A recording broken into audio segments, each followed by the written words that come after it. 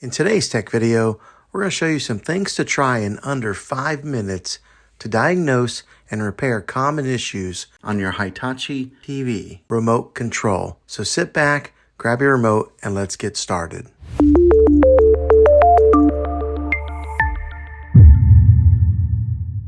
We are going to try a few different methods to try and solve your problem and get it back up and working again.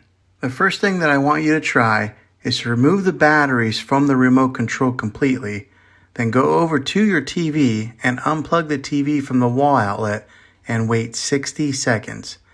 Now don't be impatient here, wait the whole 60 seconds. This is what we call a hard reset of your TV. Then plug the TV back in and put the batteries back in the remote control and try it and see if this works. Hopefully that works. If not, let's go on to the next method. Take the batteries out of the remote control again, and as crazy as this sounds, go through and push every button on the remote control a few times.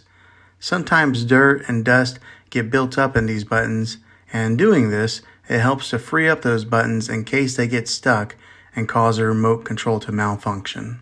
Hopefully this works. If not, then try replacing the batteries for a fresh set of new ones.